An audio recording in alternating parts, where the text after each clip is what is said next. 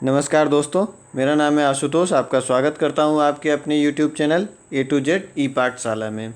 आज मेरे साथ में आप जो है बहुत ही इम्पोर्टेंट टॉपिक पढ़ने जा रहे हैं। हिंदी में बहुत ज़्यादा हमें टॉपिक दे नहीं रखे हैं, उनमें से जो है हमारा एक टॉपिक है वाक्यांशों के लिए एक शब्द। इससे एक क्वेश्चन ज़रूर आपका आएगा, एक क्वेश्चन होगा पक्का, कंफर्म है, क्योंकि उनके जितने टॉपिक हैं उनमें से वो उठा के एक एक क्वेश्चन सभी में से दे देंगे। इसलिए इसको पढ़ लीजिए। इसमें से जितने भी चीज़ें बताऊंगा, जितने भी क्वेश्चन बताऊंगा, वो सभी क्वेश्चन जो है UPSC पेट के एग्ज़ाम्स में पूछे गए हुए हैं। उससे जो भी मेन जो भी क्वेश्चन है उसके साथ में ही जो भी इम्पोर्टेंट और भी वाक्यांशों के लिए एक शब्द होंगे वो भी आपको मैं बताता चलूँगा। इससे आपके बहुत सारे एक ही में तैयार हो जाएंगे। चलते हैं, हम शुरू करते हैं आज का हम अपना वीडियो। देखते हैं हमारा पहला क्वेश्चन क्या है। पहला क्वेश्चन है हमारा, निम्नलिखित वाक्यांशों के लिए एक शब्द में से कौन सा सुमेलित नहीं है, ये बताना है। अब पहले जान लेते हैं कि वाक्यांशों के लिए एक शब्द होता क्या है। एक हमें जैसे कि दे रखा है, ये वाक्यांश दे रखा है। अब इसको हम एक शब्द में अपनी सुविधा अनुसार जो है एक हमने अपना बनाया कि हम किस तरह से बहुत सारे शब्दों को जोड़ करके एक शब्द बना दें, तो उससे हमें जो है आसानी हो जाएगी। और दोनों का मतलब जो है सेम होता है, मतलब नहीं बदलता इसमें कि हाँ इसका मतलब अलग है, इसका मतलब अलग है। बस एक ग्रुप जो है इसको हमने छोटा करके एक शब्द में बना दिया। इससे हमें लिखने में भी आसानी हो गई और साथ में बताने में भी आसानी हो गई कि हाँ जो है जैसे जो वर्णन के बाहर यहाँ के होगा, ठीक, जो वर्णन के बाहर है उसको हम ये लिखें कि हाँ जो वर्णन के बाहर है कोई भी चीज़ उसके बारे में बताते हैं, तो इसको कह सकते हैं। या फिर हम इसके लिए एक शब्द वर्णनातीत भी यूज़ कर सकते हैं। तो इस चीज़ को जो है हम क्या कहते हैं, वाक्यांशों के लिए एक शब्द, ठीक। अब इसमें देखिए, इसको वन वर्ड सब्स्टिट्यूशन भी कहते हैं।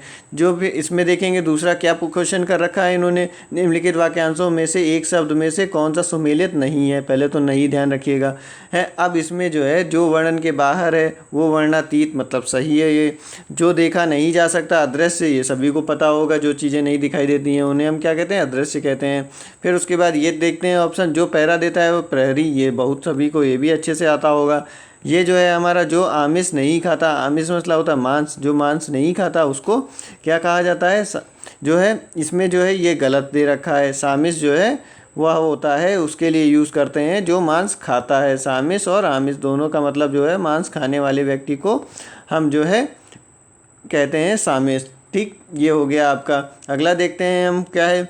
अगला क्वेश्चन है हमारा, जो मुश्किल से प्राप्त हो उसे क्या कहा जाएगा। मुश्किल से प्राप्त होने के लिए इतने शब्द को, 5 शब्दों को मिला के समझ लीजिए। एक तरह से इसके लिए हमने एक शब्द ढूंढ लिया कि हम क्या कह सकते हैं इसको। जो मुश्किल से प्राप्त हो उसको हम कहते हैं दुर्लभ, कहते हैं उसे। अब ये जान लेते हैं इसमें क्या है, अलभ्य। अलभ्य जो है किसे कहते हैं, जो प्राप्त ना हुआ हो, प्राप्त ना हुआ हो उसको कहते हैं अलभ्य। ये हो गया। उसके बाद में सुलभ क्या कहते हैं। सुलभ जो है जो आसानी से प्राप्त हो, आसानी से प्राप्त होने वाली चीज़ों को, ये तो बहुत ही आपको अच्छे से पता होगा, आसानी से प्राप्त हो। फिर उसके बाद में अलंघ्य जो है किसको कहते हैं, जो लांघा ना जा सके। लंघ्य मतलब लांघना, जो लांघा ना जा सके उसको क्या कहेंगे, हम अलंघ्य कहेंगे। दुर्लभ आपको बता दिया, जो मुश्किल से प्राप्त हो उसे दुर्लभ कहते हैं। चलिए अगला देखें। अगले, अनुरूप बदल जाने वाले को क्या कहते हैं। ये जो है हमारा सब लोग बहुत ज़्यादा अच्छे से, ये तो बहुत ही इजी है। ये जो है हमारे 2020 के कनिष्ठ सहायक के पेपर में आया था। इससे पहले वाला भी 2020 के कनिष्ठ सहायक पेपर में आया था। इसमें जो है बहुत सारा यूज़ भी करते हैं अक्सर हम लोग बोलचाल में। ये सभी को पता होगा कि अवसरवादी कहते हैं, जो अवसर के अनुरूप बदल जाता है। फिर देखें अगला क्या है हमारा। अगला है हमारा, भूमि के अंदर की जाने वाली रखने की जानकारी रखने वाले को क्या कहा जाता है। जो है 4 ऑप्शन है हमारे, भूगर्भवेत्ता, पुरातत्ववेत्ता, नेतृत्व शास्त्री और भूकंपवेत्ता। हमें क्या क्या 4 ऑप्शन दे रखे हैं। भूमि के अंदर की जानकारी रखने वाले को भूगर्भवेत्ता कहते हैं। पुरातत्ववेत्ता किसको कहते हैं, इसके बारे में भी आपने सुना होगा। प्राचीन संस्कृति और सभ्यता से जुड़े हुए तथ्यों की जानकारी जो रखता है उसको प्राचीन तथ्यों की जानकारी रखने वाले को पुरातत्ववेत्ता कहा जाता है। फिर उसके बाद में मानव उत्पत्ति और विकास के बारे में, मानव उत्पत्ति के बारे में, उत्पत्ति के बारे में जो जानकारी रखता है उसको नृतत्ववेत्ता कहते हैं या शास्त्री कहते हैं। फिर उसके बाद में भूकंपवेत्ता, तो आपको पता ही होगा, भूकंप की जानकारी दे रखेगा, नाम से ये आपको पता चल रहा है अच्छे से, ठीक। भूकंप की जानकारी रखने वाले को अध्ययन करता है जो, उसको भूकंपवेत्ता कहते हैं। देखते हैं अगला क्वेश्चन हमारा क्या है। रात में विचरण करने वाले प्राणी को क्या कहा जाता है? निशाकर, बनचर, तम, चोर और निशाचर। इन चारों में से बताना है। इसमें से जो है हमारा निशाचर सही है। निशाचर जो रात में विचरण करने वाला होता है, निशा मतलब रात्रि और चर मतलब घूमने वाला, टहलने वाला, वो हो गया हमारा निशाचर। इसके बाद में जो है हमारा निशाकर। निशाकर कहते हैं निशा करने वाला, मतलब चंद्रमा। चंद्रमा जो है निशाकर का पर्यायवाची भी है। उसके बाद में हमारा जो है क्या है, बनचर। बनचर जो है, वनचर जो होंगे कौन से होंगे? जो जंगल में रहते हैं, जो जंगल में विचरण करते हैं, घूमते टहलते हैं, उनको वन्य पशु जो हैं उनको जो है कहा जाएगा वनचर, ठीक। अब चलते हैं अगला देखेंगे। अगला है हमारा क्या, जो खाने योग्य ना हो, मतलब जो हम नहीं खा सकते हैं उसके लिए एक शब्द हमें बताना है, क्या होगा? जो अखाद्य। इसके लिए जो एक शब्द होगा वो हमारा होता है अखाद्य। जो खाने योग्य नहीं होता है उसे अखाद्य बोला जाता है। बाकी देखते हैं। बाकी जो है हमारा पथ्य। पथ्य में मतलब होता है पथ संबंधी, पथ संबंधी। फिर उसके बाद में अगला है हमारा, जो स्वास्थ्य के लिए उपयोगी हो उसको भी पथ्य बोला जाता है। रोगी को दिया जाने वाला हल्का भोजन जो होता है उसे भी पथ्य बोला जाता है। उसके बाद अपाच्य, ये आपको शायद समझ में आ रहा होगा, जो पच ना सके उसको अपाच्य बोलते हैं। जो पकाया ना जा सके उसे भी अपाच्य बोला जाता है। फिर उसके बाद में है हमारा ऑप्शन क्या, अलभ्य। अलभ्य जो होता है जो हमें मिल ना सके, जो ना मिलता हो उसे अलभ्य कहते हैं, या फिर दुर्लभ, जो आसानी से ना मिले उसे भी हम अलभ्य कहते हैं। ये इसका भी एक शब्द हो गया ये अलभ्य, ठीक। अगला देखेंगे हमारा सातवां हमारा क्या है, जिसके पास घर ना हो उसको क्या कहेंगे? ग्रही कहेंगे, अनिकेत कहेंगे, अभिषेक कहेंगे या अकिंचन कहेंगे। जिसके पास घर नहीं हो उसे हम क्या कहते हैं? अनिकेत कहते हैं। बी ऑप्शन होगा हमारा अनिकेत, जिसके पास घर ना हो। अगले और बाकी सारे देख लेते हैं ऑप्शन। ग्रही मतलब गृहस्थ, गृहस्थ कहा जाता है ग्रही को। फिर उसके बाद में अभिषेक। अभिषेक मतलब होता है जल छिड़कना। जब आप लोग पूजा करते होंगे तो कहा जाता होगा कि भगवान का पहले अभिषेक करिए, तो वो जो है जल छिड़कने को हम अभिषेक कहा जाता है। राजा का सिंहासन, जो राजा के सिंहासनों प्रांत जो है वह अनुष्ठान किया जाता है, सबसे पहले जो है उसके ऊपर अभिषेक किया जाता है राजा का। फिर अकिंचन। अकिंचन मतलब जो होता है बहुत गरीब, जिसके पास कुछ भी ना हो उसे अकिंचन कहा जाता है, बहुत गरीब। ये सब भी क्वेश्चन आपके आ सकते हैं। तो इस तरह से आपके इसमें देखिए 4 क्वेश्चन जो हैं, 4 शब्द जो हैं तैयार हुए जा रहे हैं हर एक क्वेश्चन में। इस तरह से आप आज 30 क्वेश्चन के साथ में जान लीजिए कि 120 क्वेश्चन आपके तैयार हो जाएंगे, 120 शब्द तैयार हो जाएंगे। आगे देखें हम, जो है जो इंद्रियों की पहुंच से बाहर हो उसे क्या कहा जाएगा? जो इंद्रियों की पहुंच से बाहर होता है उसे हम इंद्रियातीत कहते हैं। 4 ऑप्शन हमारे क्या हैं? इंद्रिय जीत और इंद्रिया निग्रह और इंद्रियातीत और इंद्रधनुष। इसमें से जो है इसका ऑप्शन क्या होगा? इंद्रियातीत। उसके बाद में जो इंद्रियों की पहुंच से बाहर हो उसे इंद्रियातीत कहते हैं। इंद्रियों पर किया जाने वाला वश जो है उसको क्या कहेंगे? इंद्रिया निग्रह। इंद्रियों को वश में जो करने वाला होता है उसको क्या बोला जाता है? इंद्रिय जीत। ये भी बहुत बार पूछा जाता है इंद्रिय जीत शब्द के लिए, इंद्रियों को वश में करने वाले को क्या कहते हैं? ये क्वेश्चन बहुत बार पूछते हैं। इंद्रधनुष के बारे में आप जानते ही होंगे, 7 रंग का होता है। फिर उसके बाद में अगला क्वेश्चन है हमारा, गोद लिया हुआ पुत्र, उसको क्या कहेंगे? इसके लिए एक शब्द हमें बताना है। उसे दत्त कहते हैं, दत्तक कहते हैं, या फिर दत्तचित्त कहते हैं, या फिर दंपति कहते हैं। गोद लिए हुए पुत्र को हम दत्तक पुत्र कहते हैं। आपने अगर बहुत सारे सीरियल और पुराने प्रोग्राम देखे होंगे उसमें दत्तक पुत्र की बहुत सारी बारे में बोला जाता है। फिर आगे देखेंगे हमारा क्या है, अगला है हमारा तर्क के द्वारा जो माना गया हो उसे क्या कहेंगे? इसके लिए एक शब्द बताना है हमें। तर्क सम्मत या फिर तर्क संगत, लकावी और तथस्थ। इन सभी को पहले जो है आप अपने आप से ट्राई कर लिया करिए जब क्वेश्चन हम पढ़ते रहते हैं। तो फिर जो है तर्क के द्वारा जो माना गया हो उसको क्या कहते हैं? तर्क सम्मत। हमारा ऑप्शन क्या होगा? इसका ए होगा। तर्क संगत किसे कहते हैं? जो तर्क के आधार पर सिद्ध कर दिया जाए। तर्क के आधार पर जिसे सिद्ध कर दिया जाए उसे तर्क संगत कहेंगे। और उसके बाद में तथस्थ किसको कहते हैं? तथस्थ कहते हैं हम किसी भी पक्ष का समर्थन जो नहीं करता, किसी भी पक्ष का समर्थन जो नहीं करेगा उसे तटस्थ कहा जाएगा। और तकावी तकावी कहा जाता है किसानों को सरकार द्वारा दिए जाने वाला ऋण जो है उसको तकावी कहते हैं। ऋण के बारे में जब बात होगी उसे तकावी कहा जाएगा। अगला है हमारा क्या 11 नंबर क्वेश्चन, ऊपर की ओर उछाला हुआ जिसके एक शब्द इसके लिए क्या कहा जाएगा? प्रक्षिप्त, उच्छिप्त, आरोहण या उत्थान। हमारे चार हैं। प्रक्षिप्त किसको कहते हैं? फेंका हुआ, फेंका हुआ। फिर उसके बाद उच्छिप्त, ऊपर की ओर उछाला हुआ जो है उसको कहेंगे हम उच्छिप्त। ये इसका आंसर हो जाएगा आपका। फिर उसके बाद में आरोहण, आरोहण जो है सवार होना, सवार होना जो है आरोहण कहलाता है। और उत्थान, उत्थान जो है उठना। ये सभी क्वेश्चन जो हैं आपके जो हैं एग्ज़ाम में आए हुए हैं। ये जो है आपका 2019 में आया था। इससे पहले जो है ये भी 2019 लोअर में आया था। ये वाला अभी आपका जो है कनिष्ठ सहायक 2020 के एग्ज़ाम में आया था। ये सब जो है अभी देखिए आगे चल के आपको चाहे अभी प्री में रिपीट हो या फिर मेंस में रिपीट हो, अब तो डेट भी आ गई है आगे 7,000 के लमसम में जो है आपकी वैकेंसी आ रही हैं लेखपाल की, और 2,000 के लमसम में क्लर्क की वैकेंसी भी है कनिष्ठ सहायक की, और भी जो है ऐसे ही क्लर्क की ही और भी वैकेंसी लगभग दे रखी हैं 3,000। तो इस टाइप से आपकी वैकेंसी जो रहेंगी इतनी, जिनके एग्ज़ाम आपके अब जनवरी फरवरी तक सब हो जाएंगे, और नियुक्ति भी हो सकता है दे दी जाए जल्द से जल्द आप लोगों को। तो इसलिए जो है सब चीज़ का तैयारी करते रहिए बढ़िया से, जिसमें आपका बहुत जल्द से जल्द अच्छी नौकरी लग जाए। आगे देखते हैं हमारा क्वेश्चन क्या है।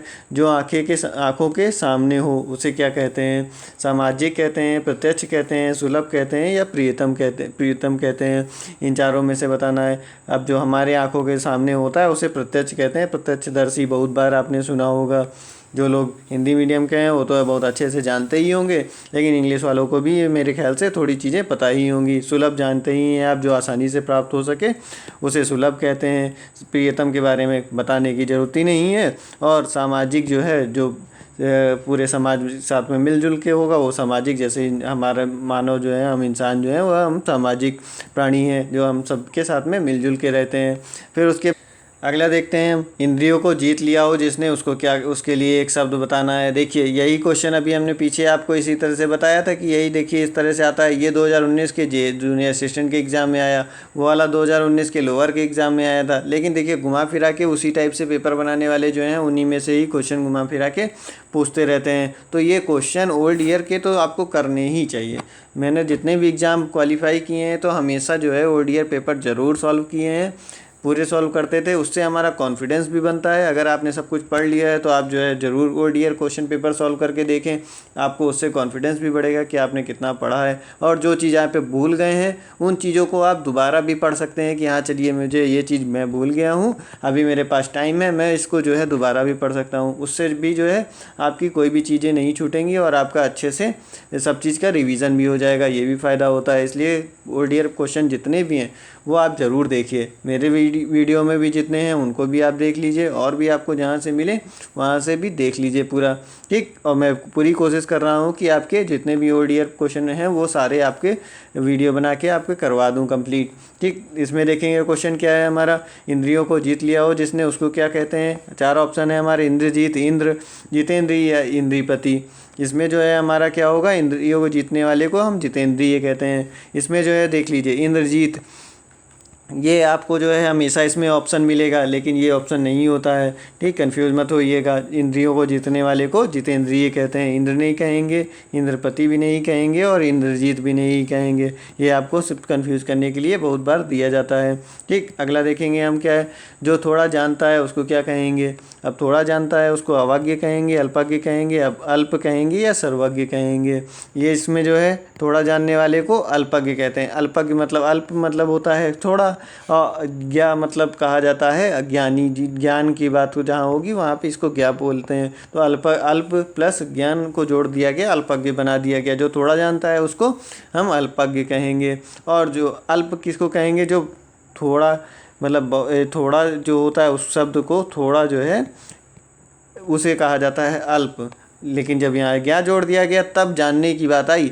जब सिर्फ थोड़े की बात होगी वहाँ पे अल्प कहा जाएगा। और सर्वज्ञ के बात में जानते ही हैं आप लोग, बहुत सारे लोग सर्वज्ञ होते हैं जिन्हें सब कुछ पता होता है, ठीक। तो उस तरह से ये जो है हमारा ये हो गया। अगला क्वेश्चन देखेंगे हमारा, अगला क्वेश्चन है हमारा इस लोक की बात है, जो इस लोक की बात है उसको क्या कहेंगे?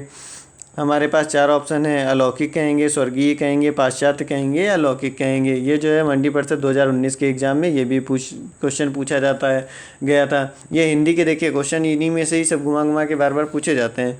ये हो गया हमारा, इसके लिए एक शब्द बताना है। इन चारों में से क्या होगा हमारा?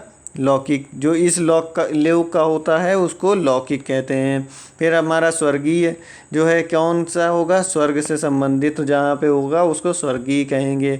पाश्चात्य जो है पश्चिमी जो है सभ्यता, आप सुना होगा ये शब्द बार बार सुनते हैं, पाश्चात्य सभ्यता, तो पश्चिमी को हम पाश्चात्य बोलते हैं।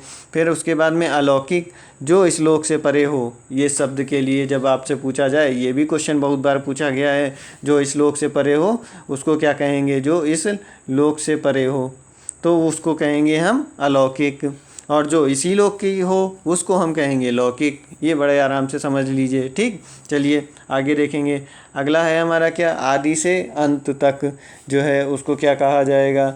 इसके लिए एक शब्द बताना है। ये बड़ा ही अच्छा क्वेश्चन है, ये पीसीएस के एग्ज़ाम में भी बहुत बार पूछा गया है क्वेश्चन, ठीक। 2019 में ये आया था हमारा मंडी परिषद के एग्ज़ाम में, आदि से अंत तक। इसके लिए क्या हमारे 4 शब्द में से कौन सा है शब्द? अनादि, आद्योपांत, समकालीन या समीचीन।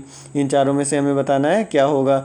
इसमें से आदि से अंत का मतलब होता है आद्योपांत, जो है आदि से अंत तक के लिए एक शब्द का इस्तेमाल किया जाता है। फिर उसके बाद अनादि क्या होता है? अनादि उसको कहते हैं जिसका प्रारंभ ना हो, जिसका प्रारंभ ना हो, प्रारंभ हो गया ना हो, उसको क्या कहा जाएगा? अनादि कहेंगे। और फिर उसी समय होने वाला समकालीन, जब हिस्ट्री पढ़ते हैं उसमें आप समकालीन की बातें बहुत पूछते हैं, कि पूछा जाता है कि तुलसीदास किसके समकालीन थे, और जो है वाल्मीकि जो हैं वो किसके समकालीन थे, सब पूछा जाता है ना। इस तरह से क्वेश्चन जो है बहुत सारे पूछे जाते हैं आपसे, तो उस जगह समकालीन शब्द आपने बार बार सुना होगा। मतलब जो है समकालीन क्या होगा? उसी समय वाला जो है समान काल वाला जो होगा उसको समकालीन कहेंगे, एक ही समय वाला होगा। फिर उसके बाद में हमारा तर्कपूर्ण जो के लिए जो है वो एक शब्द होता है, उसको समीचीन कहते हैं। तर्कपूर्ण, तर्कपूर्ण के लिए जो है समीचीन भी बोला जाता है। ये दोनों एक दूसरे के पर्यायवाची हैं। उसके बाद में अगला देखें, जो सब कुछ जानता है। देखिए अभी हमने इससे पहले आपको बताया 2019 में आया है ये मंडी परिषद के सेकंड शिफ्ट में। फर्स्ट शिफ्ट में देखिए इसी से रिलेटेड क्वेश्चन पूछा गया था, जब आपको हमने इससे पहले बताया कि यहाँ कौन कम जानता है। देखिए ये वाला क्वेश्चन था, ये 2019 में जो थोड़ा जानता हो, यही देखिए बनाया। और उसके बाद में अगली शिफ्ट में देखिए उसी से रिलेटेड क्वेश्चन पूछ भी लिया गया। जो सब कुछ जानता है उसको क्या कहते हैं? अभी हमने बताया था आपको, ये सर्वज्ञ जो होगा उसको कहा जाएगा, जो सब कुछ जानता है। उसके बाद में इसमें जो है आपका, जो सब कुछ जानता हो, जो सब जगह हो, उसको क्या कहेंगे? सर्वस्व। सब कुछ हो, एकदम सब कुछ जो हो उसको सर्वस्व कहा जाएगा। सर्वत्र जो है वो होगा क्या? जो सभी जगह पर हो, जो सभी जगह पर होगा उसको सर्वत्र कहा जाएगा। फिर उसके बाद ज्ञानी तो जानते ही हैं आप लोग, खूब ज़्यादा अच्छा खासा पढ़ लिख लेंगे तो आप जो है ज्ञानी बन जाएंगे, बस, ठीक। जो सब आपके पास बहुत ज़्यादा ज्ञान हो जाएगा तो आप ज्ञानी बन जाएंगे। फिर उसके बाद में अगला है जानने की इच्छा के लिए हमें एक शब्द बताना है, कि जानने के लिए इच्छा के लिए क्या होता है। इसके लिए इच्छा होगा, आशा होगा, जिज्ञासा होगा या अभिलाषा होगा।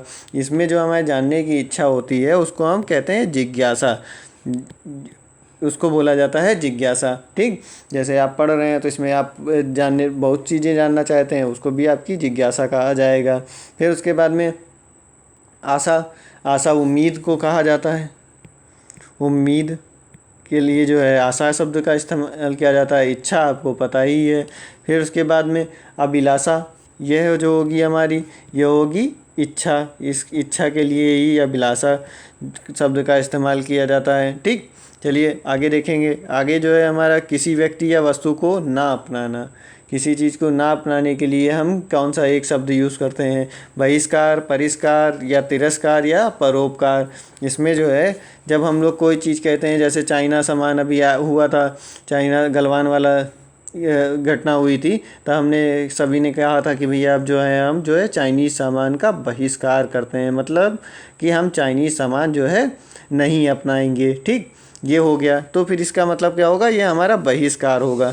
जो है हम चाइनीज़ सामान का बहिष्कार कर रहे थे, मतलब उनको नहीं अपना रहे थे, तो इसका शब्द हो गया एक हमारा बहिष्कार। देखिए उस जगह पे, नहीं तो अगर बैनर में ये लिखा जाता कि हम चाइनीज़ सब वस्तुओं का को अब हम नहीं अपनाएंगे, तो कितना बड़ा लिखना पड़ता। ठीक, तो उसके लिए हम सीधे लिख देते हैं चाइनीज़ का बहिष्कार कर रहे हैं हम, तो ठीक ये चीज़ हो गई। उसके बाद में जो है हमारा जो जब स्वच्छ और शुद्ध करने की जो क्रिया होती है उसको परिष्कार कहा जाता है। स्वच्छ या शुद्ध करने की क्रिया, स्वच्छ और शुद्ध करने की क्रिया जो है उसे परिष्कार कहते हैं। उपेक्षापूर्वक जो है त्यागने को तिरस्कार कहते हैं। बेइज्जती करना, जान लीजिए एक तरह से कोई चीज़ की बेइज्जती करके हटाना जो है उसको तिरस्कार कहा जाएगा। और किसी के भलाई के लिए काम आप लोगों को करना चाहिए, इस वीडियो को शेयर करके उसको परोपकार कहेंगे। जैसे आप इस वीडियो को शेयर करेंगे और किसी और का भी फ़ायदा हो जाएगा, तो उसका हो जाएगा आप कि आपने उसके ऊपर परोपकार किया, उसका भी सिलेक्शन हो गया, उसका भी फ़ायदा हुआ। तो इस तरह से जो है आप थोड़ा थोड़ा परोपकार कर दिया करिए। इस वीडियो को शेयर भी कर दिया करिए बीच बीच में अपने दोस्तों को, तो उससे आपका परोपकार में गिनती भी हो जाएगी। ठीक, अगला क्वेश्चन देखेंगे। अगला क्वेश्चन देखिए क्या हो रहा है इसमें, अनियमित के लिए उचित वाक्यांश बताना है हमें। अब देखिए अभी तक आपसे पूछा क्या जा रहा था, पूरा वाक्य दे दिया जा रहा था, उसके लिए एक शब्द पूछा जा रहा था। अब इसमें देखिए दे दिया गया क्या, आपको एक शब्द दे दिया गया अनियमित। अब इसके लिए आपको बताना है कौन सा इसके लिए वाक्य सही अनुकूल है। ठीक, जिस पर कोई नियंत्रण ना हो या फिर नियमानुसार ना हो जो चीज़ें, उसको क्या कहेंगे, ये कहेंगे अनियमित। या फिर जिसके संबंध में कोई निर्णय ना हुआ हो उसको कहेंगे। अब इसमें जो है अनियमित जो है नियमानुसार नहीं होगा, जिसमें नियम है। देखिए अनियमित मतलब नियम के बिना जो है जो चीज़ हो रही हो उसको अनियमित कहा जाता है। मतलब यही जो है इसका बी ऑप्शन सही हो जाएगा। इसके बाद में जो है हमारा क्या लिखा है, जिस पर कोई नियंत्रण ना हो उसके लिए क्या होगा एक शब्द, ये भी जान लीजिए अनियंत्रित। जैसे हम लोग कहते हैं कि गाड़ी हमें जो है सही स्पीड में चलानी चाहिए, नहीं तो क्या होता है अनियंत्रित हो जाती है, हम लोग नियंत्रित नहीं कर पाते हैं। ठीक, तो फिर इसलिए हमेशा सही स्पीड में 40-50 की स्पीड में गाड़ी चलाइए और हमेशा सेफ रहिए। वो चीज़ जो है हमें अनियंत्रित, जिसमें आपकी गाड़ी कभी ना हो। नियमानुसार बता दिया। जिसके संबंध में कोई निर्णय ना हुआ हो उसको क्या कहते हैं, अनिर्णित। अनिर्णित कहते हैं जिसके संबंध में कोई निर्णय नहीं हुआ। फिर इसका देखिए चौथा ऑप्शन गायब हो गया, देखते हैं ढूंढते कहाँ है चौथा ऑप्शन ये रहा, जिसका निवारण ना हो थोड़ा इधर उधर हो गया है लग रहा पीडीएफ। जिसका निवारण ना हो सकता हो उसको क्या कहते हैं, जिसका निवारण नहीं हो सकता उसको अनिवार्य कहेंगे।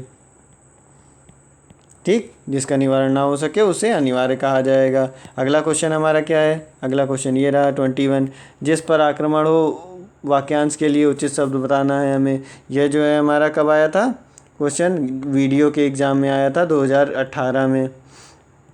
इसमें जो है क्या, जिस पर आक्रमण हो उसके लिए एक शब्द है आक्रमण, आक्रामक। उसके बाद में आक्रांत या आत्मघाती। 2 पेज में आपको 1-2 ऑप्शन मिल रहे हैं, फिर दूसरे पेज में 2 ऑप्शन मिल रहे हैं। ठीक, इधर उधर हो गया कुछ। फिर उसके बाद में इसमें क्या है ऑप्शन आपका, जिस पर आक्रमण हो, 2 ऑप्शन ये हो गए, 2 ऑप्शन ये हो गए, उसको कहते हैं आक्रांत। ठीक, आक्रांत कहा जाएगा। अब दूसरी चीज़ें जान लेते हैं। जो अपनी हत्या आप करें उसको आत्मघाती कहते हैं। अपनी हत्या करने के लिए आत्मघाती कहा जाता है। बहुत सारे टेररिस्ट जो हैं आत्मघाती हमला करते हैं, मतलब वो अपने आप को मारते हैं। ठीक, अपनी हत्या करते हैं, ये सुना होगा, रोज़ टीवी चैनल में आता रहता है। फिर उसके बाद में ये है आक्रमण जो है अपनी सीमा से दूसरे की सीमा में जाकर जो है हम उसका उल्लंघन करेंगे, हमला करेंगे, तो उसको हम आक्रमण कहते हैं। ठीक, फिर उसके बाद में जो है हमारा आक्रामक जो है आक्रमण करने वाला। आक्रामक जो है वो किसको कौन होगा, जो आक्रामक होता है आक्रमण करने वाले को कहा जाता है आक्रामक। ठीक, चलिए ये हो गया आपका। अगला क्वेश्चन देखेंगे हमारा कौन सा है, अगला क्वेश्चन ये रहा 22। इसमें जो है 3 ऑप्शन आगे वाले पेज में चले गए हैं। इसमें क्या है, पृथ्वी ग्रह तारों आदि का स्थान क्या है, ये पूछ रहे हैं। पृथ्वी ग्रह तारों का स्थान जो है उसके लिए एक शब्द बताना है आपको। कहाँ पर पृथ्वी ग्रह तारे सबको मिला जुला के क्या कहा जाता है, समंदर कहा जाता है, या फिर अंतरिक्ष कहा जाता है, या धरती कहा जाता है, या विश्व कहा जाता है। इन चारों में से आपको बताना है। इसका ऑप्शन जो है आप जो है हमें कमेंट बॉक्स में कमेंट कर दीजिएगा। ये सबको पता होगा वैसे तो। ठीक, अगला क्वेश्चन देखेंगे हम। अगला क्वेश्चन क्या है हमारा, दूसरों की बातों में दखल देना। इसके लिए हमें एक शब्द बताना है। क्या होगा दूसरों की बातों में दखल देने वाले को क्या कहते हैं हम? हस्तक्षेप कहते हैं, आक्षेप कहते हैं, या दूरदर्शी कहते हैं, या उपकारी कहते हैं। इन चारों में से हमें बताना है।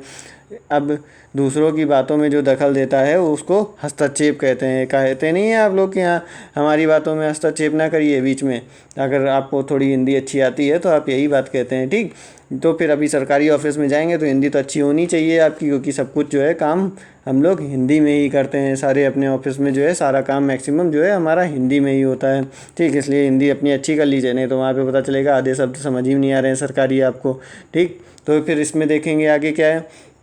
हस्तक्षेप हो गया, आपको बता दिया दूसरों की बातों में दखल देना। तो वहाँ पे लोग कहेंगे अगर आप दूसरों की बातों में दखल करेंगे तो कहेंगे हस्तक्षेप मत करिए हमारे काम में या हमारे किसी बात में। ठीक, अब इसमें क्या है अगला शब्द आक्षेप। आक्षेप क्या होता है? व्यंग्यपूर्ण जो है दोषारोपण करने को आक्षेप कहा जाता है।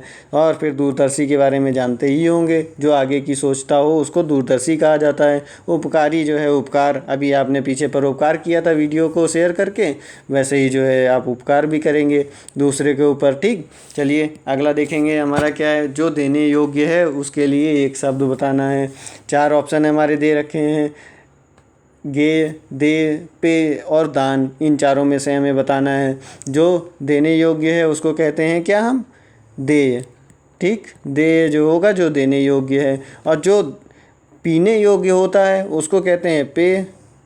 ठीक, जैसे जल जो हम पीते हैं उसे पीने योग्य होगा उसे पेय कहेंगे। और जो गाने योग्य होगा, ये गे जो है वो हमारा गाने योग्य है। और दान के बारे में जानते ही हैं, दिया जाने वाला ये है जो दान होता है। ठीक, और देने योग्य जो है वो देय है। ठीक, इन दोनों में ये अंतर है। आप गरीबों को दान देते हैं। ठीक, और जो अगला देखेंगे हम क्या है, जो कम खर्च करता है उसको क्या कहेंगे? 4 ऑप्शन है हमारे, कंजूस, लोभी, मितव्ययी या मक्खी चूस कहते हैं। इन चारों में जो मितव्ययी है वह जो होता है जो कम खर्च करता है, ये हो गया आपका।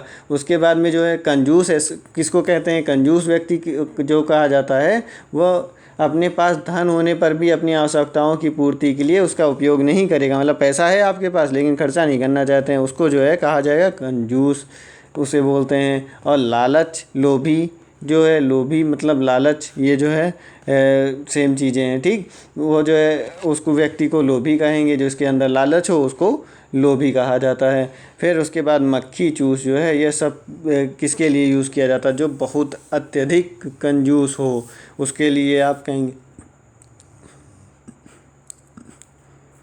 जो अत्यधिक कंजूस हो उसके लिए कहा जाता है वह मक्खी चूस है। बहुत मतलब ये कंजूस से भी बड़े वाले हैं, आगे जो है एक लेवल आगे बढ़ जाते हैं जो उनको मक्खी चूस कहा जाने लग जाता है। ठीक, फिर उसके बाद में आगे देखेंगे अगला क्वेश्चन हमारा जो है प्राणदा। प्राणदा के लिए बताना है कि अनेक शब्द, मतलब कि इसके लिए प्राणदा एक शब्द बता दिया। अब उसके लिए हमें पूरा इसका वाक्यांश ढूंढना है कि कौन सा होगा। प्राण रहने का मंत्र को प्राणदा कहते हैं, या जीवन देने वाली दवा को कहते हैं, या जीवन चाहने वाली राह को कहते हैं, या फिर प्राण रहने का अभ्यास जो है उसको प्राणदा कहा जाता है। हमारा जो है जीवन देने वाली दवा उसको प्राणदा कहते हैं, जीवनदायिनी जो है उसे प्राणदा कहा जाता है। बाकी सब जो हैं गलत हैं। अगला देख का है 27वां, इसमें क्या कहेंगे? इसमें 4 ऑप्शन दे रखे हैं, निष्पलक, स्पर्श और निनिमेष, और उसके बाद निर्विकार। ये चारों ऑप्शन में बताना है हमें। जो है इसमें क्या होगा? निनिमेष, यहाँ पे रा और लगेगा, ये थोड़ा सा टाइपिंग मिस्टेक हो गई है। इसमें जो है रा लगा लेंगे और तब ये बोलेगा निनिमेष। ठीक, इसको बोलते हैं। इन चारों में से बताना है हमें। बिना पलक झपकाए उसको कहते हैं निनिमेष। उसके बाद में जो है निस्पर्श जो है इच्छा रहित, वो निस्पर्श बोलते हैं। निर्विकार जो जानेंगे आप तो इसको क्या कहेंगे हम? जो है विकार रहित, बिना विकार के जो है उसको बोला जाएगा निर्विकार। फिर उसके बाद में अगला है हमारा क्या? प्रज्ञा चक्षु के लिए वाक्यांश बताना है। प्रज्ञा चक्षु ये पूरा एक ही में होगा। ठीक, प्रज्ञा चक्षु के लिए हमें बताना है वाक्यांश इन चारों में से। चक्षु ही जिसकी प्रज्ञा हो, या फिर बुद्धि जिसका नेत्र हो, प्रज्ञा और चक्षु जिसके समान हो, बुद्धि और ज्ञान होने वाली प्रज्ञा, इन चारों में से कौन सा जो है इसके लिए वाक्यांश होगा? इसके लिए जो है ऑप्शन नंबर बी, बुद्धि जिसका नेत्र हो उसे प्रज्ञा चक्षु। चक्षु मतलब क्या होता है? नेत्र होता है, आँख, ठीक। और प्रज्ञा मतलब बुद्धि, बुद्धि जिसका होगा यहाँ पे, बुद्धि जिसका नेत्र हो, ठीक। ये हो गया आपका ऑप्शन। अगला देखेंगे हमारा क्या है। अगला जो है हमारा सख्य भाव।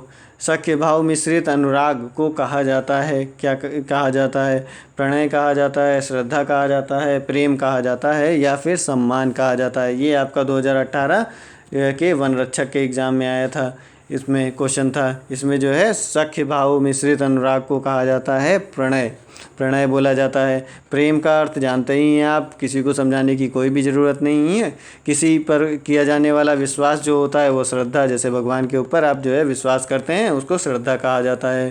फिर उसके बाद में हमारा क्या है? सम्मान। किसी के प्रति जो है अगर आदर भाव रखते हैं आप, अपने माता पिता के लिए रखते होंगे उसको जो है सम्मान, गुरुओं के लिए रखते होंगे उसको सम्मान कहते हैं, बड़े बुजुर्गों के लिए रखते हैं उसे सम्मान कहा जाता है। फिर अगला देखेंगे हमारा आखिरी आज का क्वेश्चन है। इससे पहले जो है जिन्होंने सब्सक्राइब ना किया हो इसको सब्सक्राइब भी कर लें, जिसमें आपको अच्छे से आगे बढ़िया बढ़िया इसी तरह से सारी इन्फॉर्मेशन वाली वीडियो मिलती रहें। और बेल आइकन को भी दबा दीजिएगा जिसमें नोटिफिकेशन भी आपको आ जाए सही टाइम पे, और सही टाइम पे आप देख लें जिसमें आपका ज़रा सा भी टाइम वेस्ट ना हो। हमारा क्या है अगला, सफलता ना मिलने पर दुखी होने वाले को होने को क्या कहा जाता है? क्षोभ कहा जाता है, दया कहा जाता है, दुख कहा जाता है, या कृपा कहा जाता है? हमारा जो है सफलता ना मिलने पर दुखी होने वाले को क्षोभ कहा जाता है। क्षोभ शब्द जो है इसी के लिए होता है, ठीक।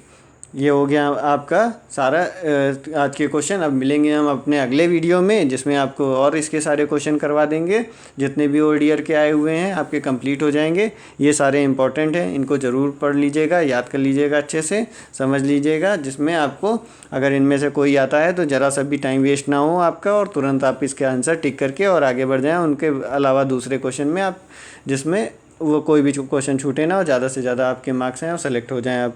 मिलेंगे अगले लेक्चर में, जब तक के लिए पढ़ते रहिए। नमस्कार, धन्यवाद।